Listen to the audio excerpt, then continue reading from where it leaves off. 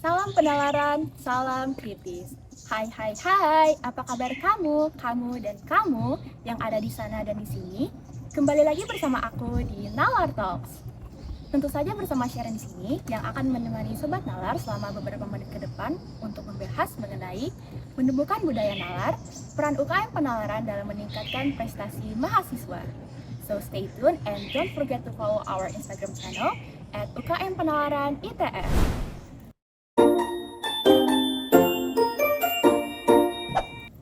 Oke Sobat Nalar, jadi untuk ngebahas topik yang menarik banget nih pada hari ini, aku nggak sendirian aja nih. Aku bakal ditemenin sama narasumber yang keren banget. Yang pastinya Sobat Nalar udah nggak asing juga sih ini.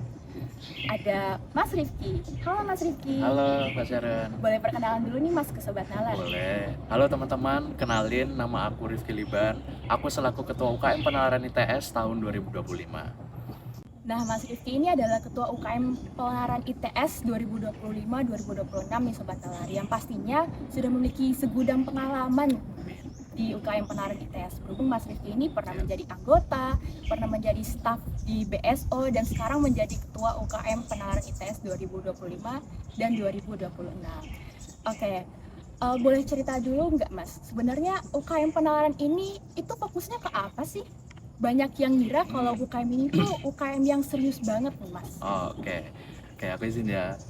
Ya betul kayak kata Sharon. Kayaknya banyak banget begitu ya yang mengira UKM Penalaran ITS ini tuh isinya orang-orang yang nerd, orang-orang yang kutu buku gitu. Padahal sebenarnya enggak teman-teman. Jadi UKM Penalaran ITS itu UKM yang berfokus pada dua bidang. Pertama ada penelitian dan keilmiahan, yang kedua ada kajian dan kesusastraan.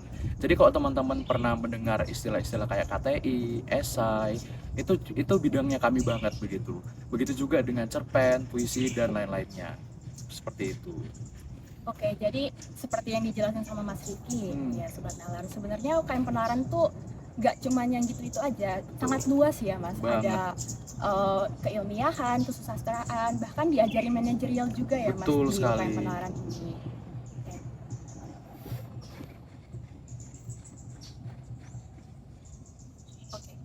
Oke, selanjutnya nih Mas. Budaya nalar di kalangan mahasiswa menurut Mas Rifki itu gimana sih? Kenapa sih budaya nalar, berpikir kritis dan logika itu penting banget buat mahasiswa apapun jurusannya? Oke. Seperti yang kita tahu ya teman-teman, ketika kita memegang gelar mahasiswa, kita bukan lagi orang biasa dan kita itu dituntut supaya kritis dan aktif begitu melihat isu-isu yang ada di sekitar kita. Dan tentu dengan budaya nalar dan berpikir kritis, kita itu bisa menciptakan suatu hal yang bermanfaat bagi masyarakat. Misalnya ketika di UKM Penalaran ada kawan-kawan kita yang berlomba membuat suatu produk, suatu inovasi, dan tentunya itu didasarkan pada pemikiran kritis kita. Dan ya kita harapannya juga bisa begitu ya memberikan wadah kepada teman-teman untuk berkembang di UKM Penalaran ITS. Seperti itu, Sharon. Ya, berarti menurut Mas Rifki sangat penting ya Mas? Penting banget, 100% penting. Oke. Pernah ada cerita unik nggak Mas nih dari anggota yang berubah setelah gabung di UKM Penalaran? Misalnya yang tadinya pendiam jadi aktif atau enggak PB jadi juara, dan gimana sih cerita-cerita dari anggota-anggota ini?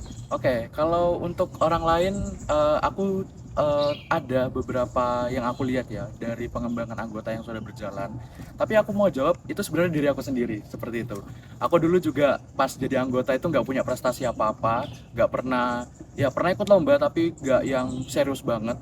Tapi setelah masuk menjadi staff, terutama kemarin di BSO Pandawa, aku alhamdulillah menang beberapa lomba dan di situ aku ngasah banget ya soft skillku. Dan kalau untuk anggota yang sekarang, aku ingat banget kemarin ada atlet yang alhamdulillah sekarang menjadi atlet gitu ya di BSO Pandawa. Dia kemarin kalau nggak salah menang di lomba tingkat nasional begitu. Bahkan presentasi di depan Menko Ekonomi Kreatif di Jakarta seperti itu. Jadi ya memang dampaknya itu benar-benar signifikan ya teman-teman. Dari yang nol menjadi hero itu benar-benar ada dan itu banyak di UKM Penalaran seperti itu. Ya, berarti ada banyak nih ya teman-teman. Bahkan mungkin Mas Rifki sendiri yang dari anggota terus menjadi staff dan juga sekarang menjadi ketua. Perjalanan yang panjang tapi tentu berkesan ya Mas. Betul, sangat berkesan. Oke. Dan gimana nih Mas pendekatan UKM Penalaran dalam membimbing anggotanya biar nggak cuma pinter nih, tapi juga punya daya saing dan kepercayaan diri yang tinggi. Oke, satu prinsip yang aku selalu ingat di UKM Penalaran, kita itu memang kerja bareng, tapi akan selalu ada prinsip persaingan. Bahkan ketika kita mencari staff begitu ya, di open recruitment staff dan atlet, itu banyak banget CV yang masuk dan benar-benar kita sebagai petinggi itu bingung ya melihat siapa yang harus kita terima. Bahkan banyak kasus di mana staff itu bukan masuk di pilihan departemennya begitu. Misalnya mungkin ada yang milih pekil dan pilihan duanya BSO, ternyata dia masuknya di kader. Ya, seperti itu banyak. Tapi kita juga melihat ya teman-teman bahwasannya setiap orang ini pantas untuk berkembang dan punya potensi untuk berkembang. Jadinya kita itu juga mempersiapkan kader-kader kita supaya bisa bersaing dengan baik di internal penalaran ITS maupun di luar UKM penalaran ITS. Dan juga kita itu punya program pengembangan yang namanya upgrading, bahkan kita ada sampai 3 upgrading begitu ya. Upgrading 1 terkait kesekretariatan dan kebendaraan, upgrading 2 terkait managerial event, dan yang terakhir upgrading 3 itu terkait managerial organisasi untuk mempersiapkan penerus-penerus selanjutnya. Seperti itu Sharon. Nah, keren banget ya Iya. Sobat Nalar. Ada banyak program dari penalaran ini yang emang fokusnya itu buat ngembangin soft skill dari Betul sekali. para staffnya. Bahkan sampai ada 3 upgrading loh. Iya, betul Oke. banget. Good. Oke, dari sudut pandang Mas Rifki, apa yang masih jadi PR besar buat budaya akademik di kampus kita ini? Dan terakhir, pesan dari Mas buat mahasiswa ITS, terutama yang masih mikir 2 kali nih buat aktif di dunia keilmiahan itu gimana? Oke, pertama PR besar buat di akademik ITS sendiri ya. Jawabannya tentu integritas akademik, karena aku sendiri melihat masih banyak banget ya permasalahan terkait kejujuran begitu. Misalnya mahasiswa masih ada yang mungkin melihat catatan ketika ETS ataupun EAS, ataupun banyak juga yang memanfaatkan AI begitu ya. Cuma generate di GPT, di copy paste dan di submit tanpa dibaca sekalipun. Ya itu bentuk suatu plagiasi ya, dan pasti itu salah besar. Kemudian tadi pertanyaan keduanya apa Sharon? Mungkin pertanyaan keduanya itu pesan Mas buat mahasiswa ITS yang terutama masih mikir 2 kali nih buat aktif di dunia keilmiahan biar tertarik. Oke. Karena emang di dunia keilmiahan ini sangat luas dan juga banyak potensinya Mas untuk Betul. dikembangkan.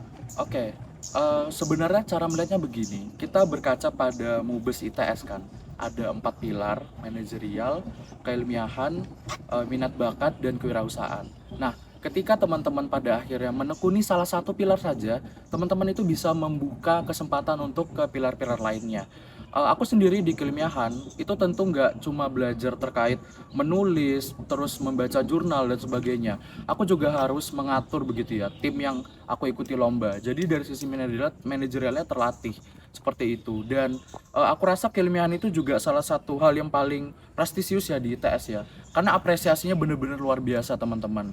Aku ingat banget ketika aku ikut lomba dan aku menang begitu ya. Uang yang aku dapat dari ITS itu lebih besar malah daripada uang dari lombanya itu sendiri. Jadi memang benar-benar ketika teman-teman masih mikir 2 kali untuk mengikut ke dalam kegiatan keilmiahan seperti lomba misalnya, aku sarankan teman-teman nggak usah mikir 2 kali, langsung aja join ke perlombaan-perlombaan yang sekiranya teman-teman bisa ikuti seperti itu.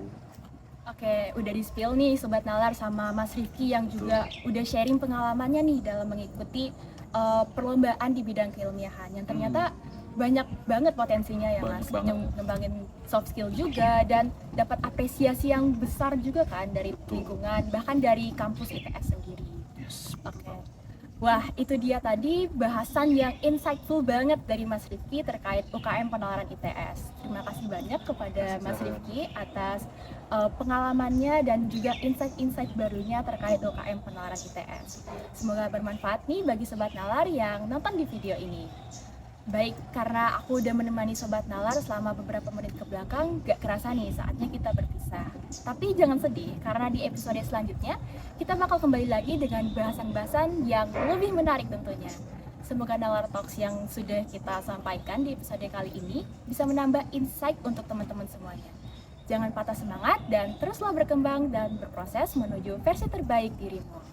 Baiklah, Sharon pamit undur diri. Sekian dan terima kasih untuk hari ini. Sampai jumpa di episode berikutnya. Dadah! Salam penalaran, salam kritis.